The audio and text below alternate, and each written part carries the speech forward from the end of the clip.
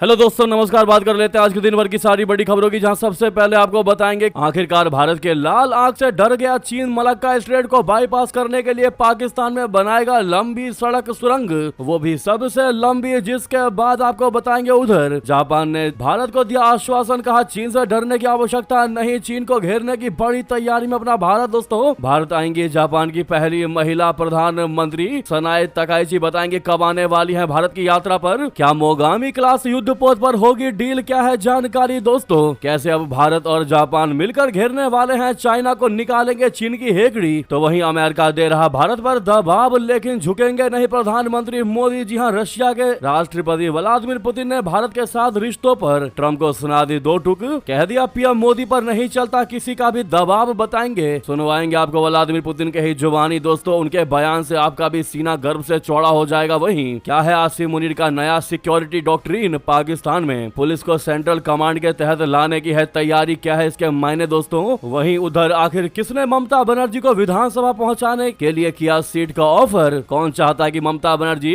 विधानसभा पहुंचे। वहीं 2029 चुनाव से पहले बदलेगा देश का चुनावी नक्शा, परिसीमन के लिए मोदी सरकार का मास्टर प्लान, जानकर आप भी जाएंगे चौंक। वहीं दोस्तों, पेट्रोल डीजल क्या और होंगे महंगे, इतने रुपए बढ़ने के दिखाई दे रहे हैं आसार। दोस्तों, आपको बताएंगे किसने ये रिपोर्ट जारी करके हर किसी को चौंका दिया है। वहीं पीएम किसान योजना के 23वीं किस्त को लेकर भी बड़ी जानकारी है। दोस्तों, एक से एक बेहतरीन से बेहतरीन खबर आपको बताने वाले हैं, बस आप वीडियो के अंत तक बने रहिएगा। और खबरों में आगे बढ़ने से पहले अगर आप भी मानते हैं कि अगर चीन को यह लगता है कि वो बड़ा ही सुपर पावर देश है और वो भारत के साथ जब चाहे कुछ भी कर सकता है, तो ये उसकी सबसे बड़ी भूल है। और भारत अब हर किसी को अच्छे से जवाब देना जानता है। तो सबसे पहले आप दोस्तों इस वीडियो को लाइक करके चैनल को सब्सक्राइब करके बेल आइकन दबा के कमेंट में जय हिंद अवश्य कह दीजिएगा। बात करते हैं पहली सबसे बड़ी खबर की, जहां क्या चीन डर गया है भारत से, जो उसने लिया है ऐसा फैसला। आपको बता दें, पाकिस्तान ने बुधवार को चीन पाकिस्तान आर्थिक गलियारे बोले तो सीपीईसी के अगले चरण के तहत एक नए राजमार्ग की योजना को मंजूरी दी। दोस्तों, इस परियोजना के तहत पाकिस्तान की सबसे लंबी सड़क सुरंग का भी निर्माण किया जाएगा। प्रस्तावित 172 किलोमीटर लंबा मनसहेरा नारंझाल खंड चिलास मोटरवे बोले तो MNJC काराकोरम हाईवे को एक वैकल्पिक मार्ग प्रदान करेगा। माना जा रहा है कि यह मोटरवे भारत के ग्रेट निकोबार प्रोजेक्ट के कार्ड के तौर पर विकसित किया जा रहा है, जिससे चीन और पाकिस्तान घबराए हुए हैं। इन दोनों देशों को डर है कि भारत ग्रेट निकोबार प्रोजेक्ट से मलक्का जलडमरू मध्य को बंद कर सकता है। काराकोरम हाईवे चीन को पाकिस्तान के ग्वादर बंदरगाह से जोड़ता है। इसका निर्माण खास तौर पर हिंद महासागर को बाईपास करने के लिए किया जा रहा है। ये सीपीईसी के अंतर्गत आने वाली प्रमुख परियोजना है। इससे चीनी जहाजों को मलक्का जलडमरू मध्य पार करने की आवश्यकता नहीं होगी। इन जहाजों में लदा सामान ग्वादर बंदरगाह के जरिए पश्चिमी चीन के शिनजियांग प्रांत में सड़क मार्ग के जरिए प्रवेश करेगा। हालांकि दोस्तों, इसके लिए चीनी ट्रकों को खतरनाक हिमालयी रास्तों को पार करना होगा, जो पाकिस्तान अधिकृत कश्मीर यानी पीओके और गिलगित बाल्टिस्तान से होकर गुजरेंगे। मलक्का जलडमरू मध्य हिंद महासागर को दक्षिण चीन सागर से जोड़ता है। सिंगापुर के पास अपने सबसे संकरे बिंदु पर यह जलडमरू मध्य केवल लगभग 2.8 किलोमीटर ही चौड़ा है। इसके बावजूद मलक्का जलडमरू मध्य से लगभग 90,000 जहाज हर साल गुजरते हैं। चीन और वियतनाम जैसी प्रमुख निर्यात प्रधान अर्थव्यवस्थाएं विनिर्मित वस्तुओं को वैश्विक बाजारों तक पहुंचाने के लिए इस मार्ग पर बहुत अधिक निर्भर है। इससे मलक्का जलडमरू मध्य इन दोनों देशों की अर्थव्यवस्थाओं के लिए अहम स्थान रखता है। यही वजह है दोस्तों कि भारत से डरकर अब चीन जो है वो मलक्का स्ट्रेट को बाईपास करने के लिए पाकिस्तान में इस सबसे बड़ी और सबसे लंबी सड़क सुरंग बनाएगा। लेकिन अगर चीन का डर कुछ ऐसा है भारत को लेकर, तो आप कह सकते हैं कि डर अच्छा है और भारत से डर होना भी चाहिए। लेकिन भारत ने भी दोस्तों पिछले आप यूं समझ लीजिए कि 4 से 5 सालों में चीन के लिए ऐसा काम कर दिया है कि वो भारत के लिए और भारत के सामने सीना चौड़ा करके खड़ा भी नहीं हो पाएगा, क्योंकि भारत ने चीन के हर एक कमजोर नस को पकड़ करके उसके अकॉर्डिंग अपने आप को मजबूत किया है। दोस्तों, वहीं आपको बता दें, एक और सबसे बड़ी जानकारी सामने आ रही है जो चीन की हालत खराब कर देगी। दरअसल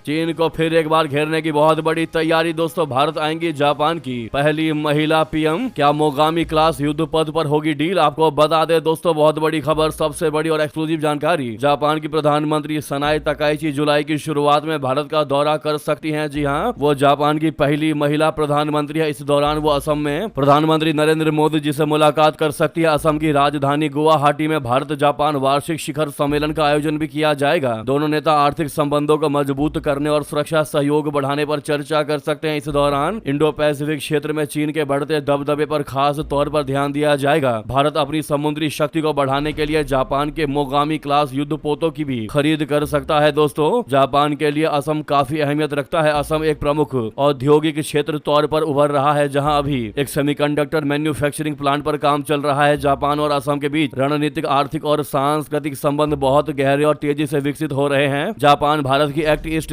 नीति के तहत असम के विकास में एक प्रमुख भागीदार है। इससे पहले पूर्व जापानी प्रधानमंत्री शिंजो आबे भी दिसंबर 2019 में असम का दौरा करने वाले थे, जो नागरिकता संशोधन अधिनियम यानी CAA के खिलाफ हुए हिंसक विरोध प्रदर्शनों के कारण रद्द कर दिया गया था। टीवी असाही की रिपोर्ट के मुताबिक भारतीय और जापानी प्रधानमंत्रियों की यह मुलाकात नवंबर में G20 शिखर सम्मेलन के दौरान हुई। उनकी पिछली बातचीत के बाद होगी, जहां दोनों पक्षों ने गहरे रणनीतिक तालमेल के संकेत दिए थे। ताकाइची का भारत दौरा अभी तक पक्का नहीं हुआ है। उम्मीद है कि वे अपने शेड्यूल के आधार पर ही अंतिम फैसला लेंगी। उनके शेड्यूल में 7 से 8 जुलाई को तुर्की में होने वाले NATO शिखर सम्मेलन में हिस्सा लेना और जापानी संसद से जुड़े उनके अन्य काम भी शामिल है। जी हाँ दोस्तों, आपको बता दें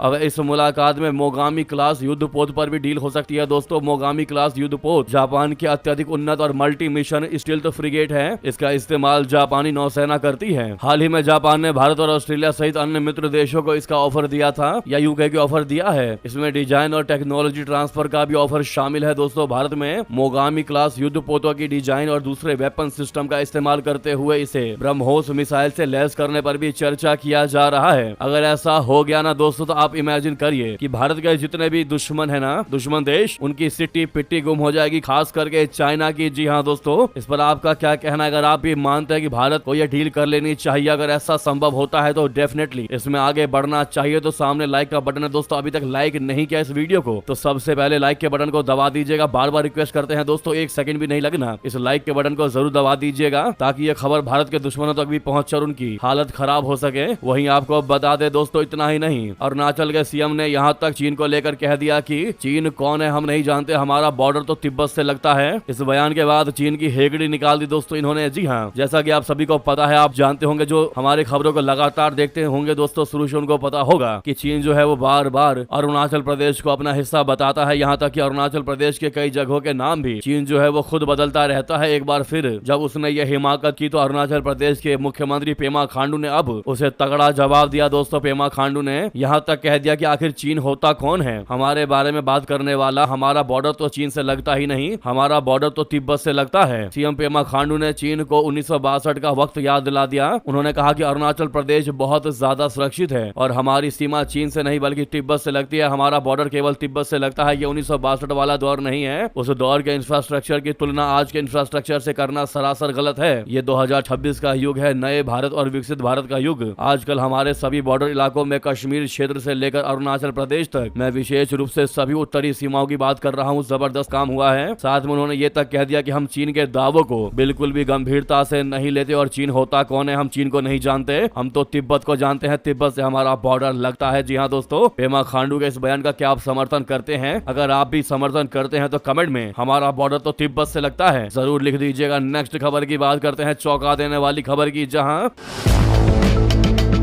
PM मोदी पर नहीं चलता किसी का भी दबाव। जी हां, पुतिन ने कहा भारत को रशिया से दूर करने की अमेरिकी हर कोशिश हुई नाकाम। कहा अमेरिका दे रहा भारत पर दबाव लेकिन नहीं झुकेंगे प्रधानमंत्री मोदी जी। जी हां दोस्तों, रशिया के राष्ट्रपति व्लादिमीर पुतिन ने एक बार फिर भारत और प्रधानमंत्री नरेंद्र मोदी जी की जमकर तारीफ की। उन्होंने सेंट पीटर्सबर्ग में अंतरराष्ट्रीय समाचार एजेंसियों के साथ एक बैठक के दौरान कहा कि प्रधानमंत्री नरेंद्र मोदी किसी के आगे झुकने वाले नेता नहीं है। उन्होंने ये भी कहा कि भारत पर दबाव बनाना नामुमकिन है। उन्होंने आरोप लगाया कि अमेरिका भारत पर रशिया से दूरियां बनाने के लिए दबाव डाल रहा है। पुतिन ने कहा कि भारत दुनिया की उन अग्रणी अर्थव्यवस्थाओं में से एक है जो सबसे ज्यादा आर्थिक विकास दिखा रही है। Saint Petersburg International Economic Forum में अंतरराष्ट्रीय समाचार एजेंसियों के प्रमुखों के साथ एक बैठक में पुतिन ने कहा कि रूस को लेकर भारत पर दबाव डालने की कोशिश जितनी भी है सब नाकाम हो रही है। अमेरिका रशिया के साथ भारत के सहयोग को लेकर उस पर लगातार दबाव बना रहा है। प्रधानमंत्री नरेंद्र मोदी जी पर दबाव डालने की कोशिशें बेअसर असर साबित हुई है। इस तरह का दबाव चाहे वो कहीं से भी आए अंतरराष्ट्रीय संबंधों को नुकसान पहुंचाता है। पुतिन ने विश्वास जताया कि रूस भारत और अमेरिका दोनों के साथ आपसी सहमति बनाने में सफल रहेगा। उन्होंने कहा कि हमें मिलकर बहुत काम करना है। हमें पूरा भरोसा है कि आने वाले सालों में हम $100 अरब का व्यापारिक लक्ष्य हासिल कर लेंगे। अभी ये लगभग 58 से $60 अरब है, लेकिन हमारे पास और ज्यादा सक्रियता से काम करने और इससे भी बड़े लक्ष्य हासिल करने के लिए सभी जरूरी शर्तें मौजूद हैं। उन्होंने ये भी कहा कि भारत दुनिया की उन अग्रणी अर्थव्यवस्थाओं में से एक है जो सबसे ज्यादा आर्थिक विकास दिखा रही है। ये कड़ी मेहनत का नतीजा है। बहुत बड़ी बात कही है दोस्तों व्लादिमीर पुतिन ने भारत को लेकर, और बड़े ही अच्छे तरीके से डोनाल्ड ट्रंप और अमेरिका को लताड़ लगाई है। उन्होंने कह दिया कि चाह कर भी मोदी पर कितना भी दबाव बना लो, मोदी झुकने वाला नहीं है। साथ में भारत को दुनिया की सबसे तेजी से बढ़ती हुई अर्थव्यवस्था बता दिया है। दोस्तों आप भी व्लादिमीर पुतिन के बाद से वाकई में इंप्रेस हुए हैं तो कमेंट में थैंक यू व्लादिमीर पुतिन जी जरूर लिख दीजिएगा। साथ ही साथ आपको बता दें इतना ही नहीं, वहीं भारत रूस के बीच अब सबसे बड़ी ऐतिहासिक एयरक्राफ्ट डील होने जा रही है। दोस्तों बोइंग एयरबेस को मिलेगी कड़ी चुनौती। जी हां, सही सुना आपने। बता दें भारत और रशिया के बीच नागरिक विमानन क्षेत्र में एक ऐतिहासिक समझौते की संभावना सामने आई है। रूस की सरकारी विमानन कंपनी, बेसिकली विमानन निर्माण कंपनी यूनाइटेड एयरक्राफ्ट कॉरपोरेशन बोले तो यूएसी के प्रमुख वादिम बादेखा ने संकेत दिया है कि भारतीय एयरलाइंस रशिया के आधुनिक यात्री विमानों बोले तो सुखोई SJ-100 और इल्यूजिन IL-114-300 में गंभीर रुचि दिखा रही है। रिपोर्टों के मुताबिक भारतीय एयरलाइंस लगभग 200 रूसी विमानों की संभावित खरीद पर विचार कर सकती है। यदि यह सौदा होता है तो यह भारत और रशिया के बीच नागरिक विमानन क्षेत्र की सबसे बड़ी डील में से एक होगी। दोस्तों ये कदम ऐसे समय पर सामने आया है जब भारतीय एयरलाइंस को नए विमानों की डिलीवरी के लिए बोइंग और एयरबस से लंबा इंतजार करना पड़ रहा है। वैसे SJ-100 और IL-114-300 की क्या है खासियत आपको बता दें। SJ-100 100 सीट क्षमता वाला आधुनिक क्षेत्रीय जेट विमान है। रूस द्वारा विकसित नवीनतम नागरिक विमान है। दोस्तों घरेलू और क्षेत्रीय मार्गों के लिए ये सबसे उपयुक्त है। वहीं पुराने विदेशी पुर्जों की जगह रूसी तकनीक का अधिक उपयोग होता है इसमें। बाकी जानकारी आप सामने स्क्रीन पर देख ही पा रहे होंगे। दोस्तों भारत जो है वो दुनिया के सबसे तेजी से बढ़ते विमानन बाजारों में से एक है और आने वाले वर्षों में भारतीय एयरलाइंस को सैकड़ों नए विमानों की आवश्यकता होगी। रूस के साथ संभावित साझेदारी से विमान आपूर्ति के नए स्रोत खुल सकते हैं। एयरबस और बोइंग पर निर्भरता कम हो सकती है। प्रतिस्पर्धा बढ़ने से बेहतर कीमतें मिल सकती है। जी हाँ दोस्तों, वहीं आपको नेक्स्ट सबसे बड़ी खबर बता दें।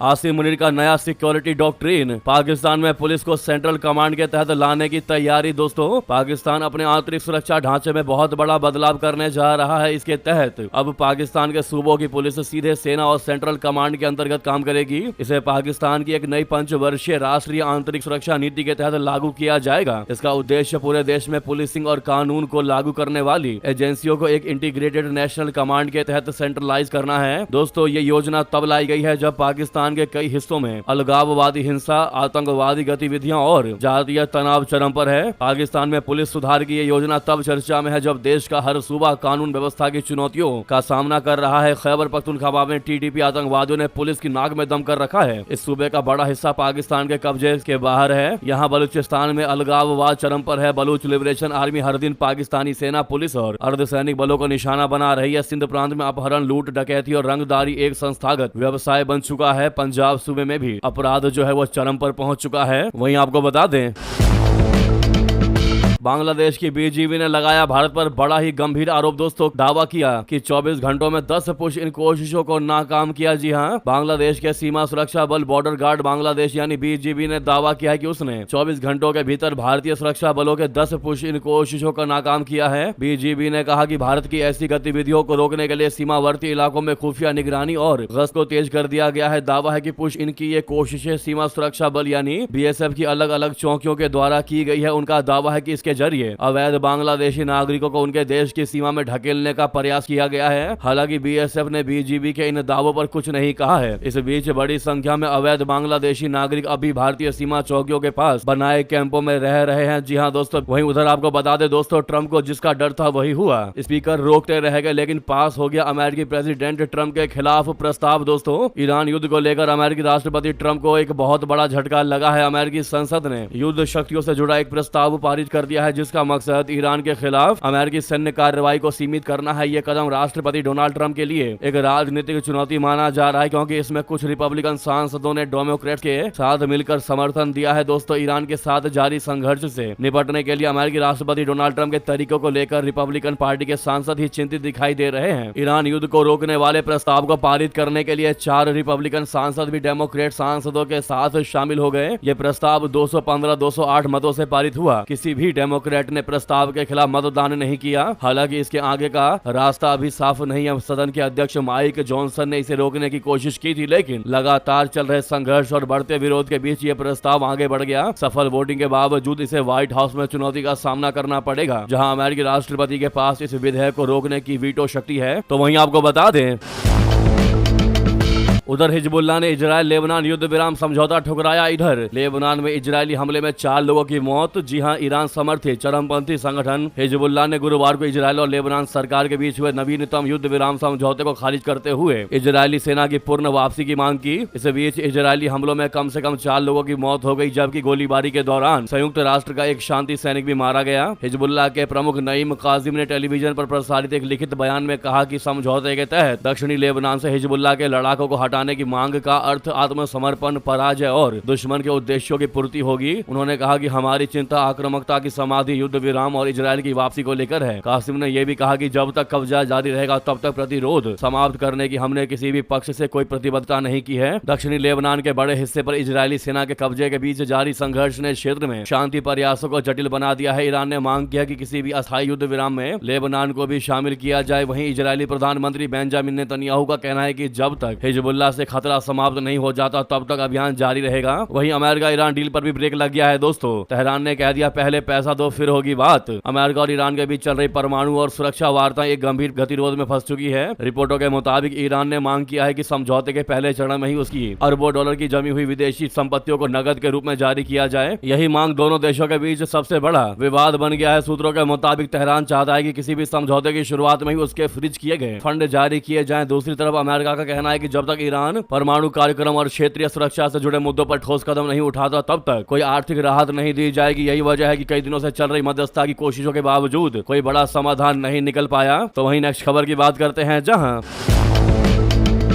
क्या लिपुलेख ओलंपिया धुरा पर बनेगी बात। आरएसपी रवि लामिछानी के बाद अब भारत आ रहे नेपाली विदेश मंत्री। जी हां दोस्तों, नेपाल के विदेश मंत्री शिशिर खनाल शुक्रवार को 2 दिवसीय भारत दौरे पर आ रहे हैं। इस दौरान वे विदेश मंत्री जयशंकर जी के साथ द्विपक्षीय बैठक करेंगे। दोनों पक्ष आपसी हित के मामलों पर चर्चा करेंगे, जिसमें व्यापार, निवेश, कनेक्टिविटी, ऊर्जा और जन जन के बीच संबंधों सहित प्रमुख क्षेत्रों में सहयोग शामिल होंगे। नेपाली विदेश मंत्री शिशिर खनाल का भारत दौरा सत्तारूढ़ राष्ट्रीय स्वतंत्र पार्टी के चेयरमैन रवि लामिछानी के बाद हो रहा है, जिनका नई दिल्ली में भव्य स्वागत किया गया। रवि लामिछानी ने प्रधानमंत्री नरेंद्र मोदी जी से भी मुलाकात की, जिसे भारत नेपाल संबंधों के लिए काफी अहम माना जा रहा है। वहीं नेपाली विदेश मंत्रालय के मुताबिक विदेश मंत्री शिशिर खनाल भारत के विदेश मंत्री डॉक्टर जयशंकर जी के सौहार्दपूर्ण निमंत्रण पर आज से यानी 5 जून से 7 जून तक भारत की आधिकारिक यात्रा कर रहे होंगे। इस यात्रा के दौरान विदेश मंत्री खनाल नई दिल्ली में भारत के विदेश मंत्री डॉक्टर जयशंकर जी के साथ एक औपचारिक बैठक करेंगे। दोनों पक्ष आपसी हित के मामलों पर चर्चा करेंगे। दोस्तों, ऐसे में सीमा विवाद को लेकर अटकलें लगाई जा रही है कि क्या सीमा विवाद पर बात बनेगी। भारत और नेपाल के बीच सीमा विवाद ही लंबे समय से एक गतिरोध का विषय बना हुआ है, जिसका सॉल्यूशन बहुत ज्यादा जरूरी है। दोस्तों, उधर बता दें, इसी महीने आमने सामने आ सकते प्रधानमंत्री मोदी जी और डोनाल्ड ट्रंप। फ्रांस में चल रही है इसको लेकर बहुत बड़ी तैयारी। दोस्तों, महीनों बाद एक मंच पर दिखाई दे सकते हैं मोदी जी और ट्रंप। प्रधानमंत्री नरेंद्र मोदी जी और अमेरिकी राष्ट्रपति ट्रंप के बीच अगले सप्ताह होने वाले G7 शिखर सम्मेलन में मुलाकात की संभावना बन रही है। फ्रांस की मेजबानी में 15 से 17 जून तक आयोजित होने वाले इस सम्मेलन में दोनों नेताओं की मौजूदगी की पुष्टि हो चुकी है। हालांकि दोनों देशों की ओर से अब तक औपचारिक द्विपक्षीय बैठक तय नहीं की गई है। सूत्रों के मुताबिक भारत और अमेरिका सम्मेलन के इतर मोदी जी ट्रंप की मुलाकात की संभावनाएं तलाश रहे हैं। प्रधानमंत्री मोदी जी की फ्रांस के राष्ट्रपति इमैनुअल मैक्रोन समेत अन्य G7 नेताओं के साथ भी अलग अलग द्विपक्षीय बैठकें होने की उम्मीद है। ऐसे में G7 सम्मेलन वैश्विक कूटनीति का अहम मंच बनने जा रहा है। अब ऐसे में दोस्तों, आपके याददाश्त की एक टेस्टिंग ले लेते हैं। आप लोग बता सकते हैं कि आपको पता है कि मोदी जी और ट्रंप की आखिरी मुलाकात किस मंच पर हुई थी, कहां हुई थी, कौन से महीने और कौन से साल में हुई थी। देखते हैं दोस्तों कौन बिल्कुल सटीक जवाब देता है। अगली खबर की बात करते हैं, जहां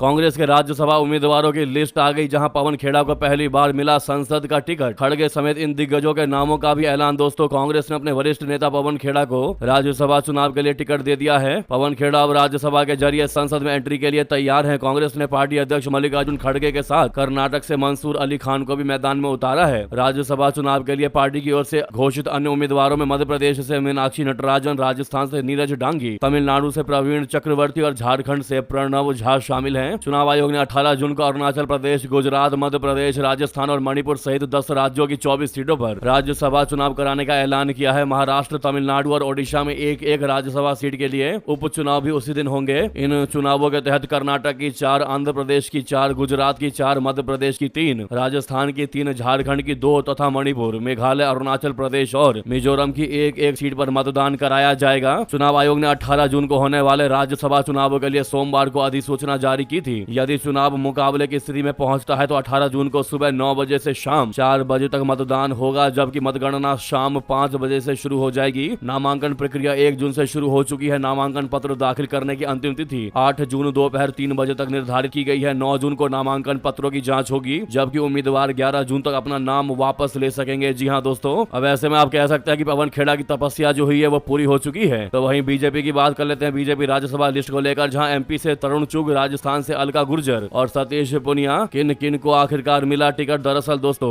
भारतीय जनता पार्टी ने राज्यसभा चुनाव 2026 के लिए उम्मीदवारों की नई लिस्ट जारी कर दी। मध्य प्रदेश से पार्टी के राष्ट्रीय महामंत्री तरुण चुग को बड़ा मौका दिया है। उनके साथ रजनीश अग्रवाल को भी उम्मीदवार बनाया गया है। राजस्थान से केंद्रीय मंत्री रवनीत सिंह बिट्टू को इस बार टिकट नहीं मिला है। बीजेपी ने राजस्थान से डॉक्टर अलका गुर्जर और डॉक्टर सतीश पुनिया को भी मैदान में उतारा है।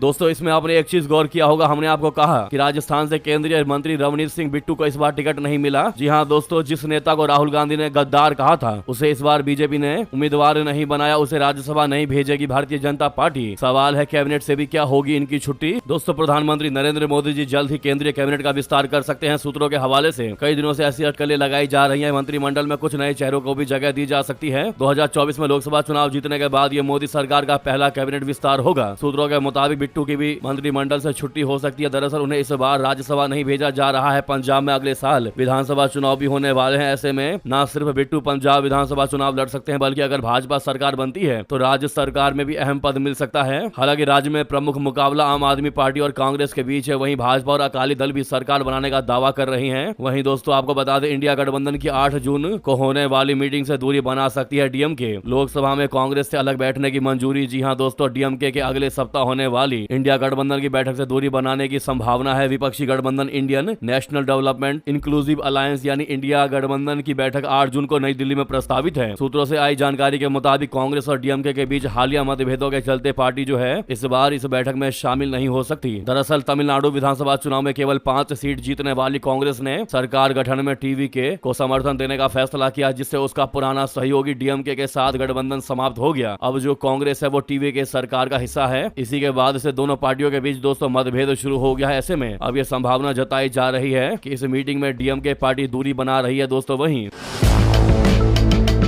आपको बता दें, ममता बनर्जी पर बढ़ा कानूनी संकट, भड़काऊ बयान और राजद्रोह के आरोप में कोलकाता में भी एफआईआर दर्ज, शिकायत दर्ज। जी हां, पश्चिम बंगाल के पूर्व मुख्यमंत्री और टीएमसी के सुप्रीमो ममता बनर्जी इन दिनों कानूनी मोर्चे पर घिरती दिखाई दे रही है। पहले सिलीगुड़ी में एक वकील ने शिकायत दर्ज कराई और अब कोलकाता पुलिस के हेडक्वार्टर लाल बाजार में भी उनके खिलाफ देशद्रोह की शिकायत पहुंच गई। दोनों शिकायतें उनके उसी भाषण से जुड़ी है जो उन्होंने चुनाव के दौरान दिया था। पहली शिकायत दार्जिलिंग जिले के सिलीगुड़ी स्थित साइबर पुलिस स्टेशन में अधिवक्ता रिंकू चटर्जी सिंह द्वारा दर्ज कराई गई है। शिकायत में एफआईआर दर्ज करने की मांग की गई है। शिकायतकर्ता का आरोप है कि ममता बनर्जी ने एक सार्वजनिक कार्यक्रम के दौरान ऐसे बयान दिए जिनमें उन्होंने कथित तौर पर गृह मंत्रालय से जुड़ी गोपनीय जानकारी होने का दावा किया और बांग्लादेश में हुई एक राजनीतिक हत्या को भारत सरकार तथा केंद्रीय गृह मंत्री से जोड़ने का प्रयास किया। वहीं दूसरी शिकायत कोलकाता पुलिस मुख्यालय लाल बाजार में दर्ज कराई गई और यह शिकायत अखिल भारतीय हिंदू महासभा के पश्चिम बंगाल प्रदेश अध्यक्ष चंद्रचूड़ गोस्वामी ने किया है। उन्होंने ममता बनर्जी के खिलाफ राजद्रोह की शिकायत दर्ज कराई है। फिलहाल दोस्तों, टीएमसी का इन आरोपों पर कोई आधिकारिक जवाब साफ सामने नहीं आया है, लेकिन ममता बनर्जी काफी ज्यादा प्रशासन के पचड़े में फंसने वाली है दोस्तों। कानूनी संकट लदता दिखाई दे रहा है ममता बनर्जी पर। वहीं आपको बता दें सिर्फ ममता बनर्जी ही नहीं बल्कि कानूनी पचड़े में अभिषेक बनर्जी भी फंसते जा रहे हैं दोस्तों। गिरफ्तार हो सकते हैं कभी भी अभिषेक बनर्जी। ईडी ने किया तलब, घर के बाहर से पुलिस सुरक्षा भी हटा ली गई। लोकसभा सांसद अभिषेक बनर्जी की मुश्किलें बढ़ने के आसार है। खबर है कि अब ईडी यानी प्रवर्तन निदेशालय ने उन्हें तलब किया है। केंद्रीय जांच एजेंसी ने यह कार्रवाई प्राइमरी टीचर भर्ती मामले में किया है। खास बात यह है कि यह एक्शन ऐसे समय पर हुआ है जब तृणमूल कांग्रेस के महासचिव सिग्नेचर कांड में घिरे हुए हैं और सीआईडी पूछताछ कर रही है। हाल ही में उन्होंने इसे लेकर कलकत्ता हाईकोर्ट का रुख किया है। इतना ही नहीं दोस्तों, वहीं आपको बता दें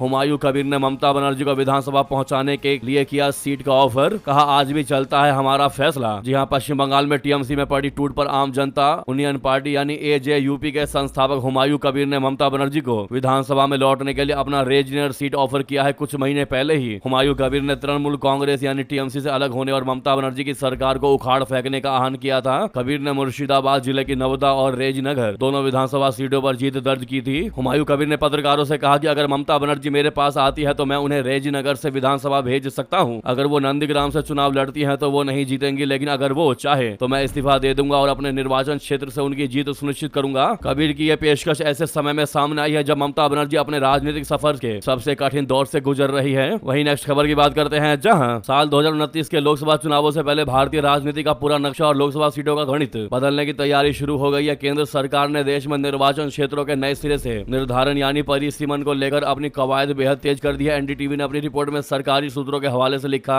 है कि केंद्र सरकार इस ऐतिहासिक और दूरगामी प्रक्रिया को अमली जामा पहनाने के लिए 2029 के आम चुनावों से पहले एक नया विधेयक लाने की संभावना तलाश रही है। केंद्र सरकार अगर इस मामले पर आगे बढ़ती है तो ये पिछले कई दशकों में संसदीय क्षेत्रों के पुनर्निर्धारण की पहली सबसे बड़ी कोशिशें होगी। इस संवेदनशील मुद्दे पर सरकार ने कोई भी कदम उठाने से पहले राजनीतिक दलों के बीच आम सहमति बनाने का काम भी शुरू कर दिया है। परिसीमन को लेकर देश में हमेशा से उत्तर और दक्षिण के राज्यों के बीच मतभेद रहा है। इस बात को ध्यान में रखते हुए केंद्र सरकार ने किसी भी टकराव से बचने के लिए परामर्श शुरू कर दिया है। सूत्रों के मुताबिक सरकार ने डीएमके और टीएमसी सहित कई बड़ी क्षेत्रीय पार्टियों के साथ बातचीत की शुरुआत कर दी है और अन्य क्षेत्रीय दलों से भी संपर्क साधा जा रहा है।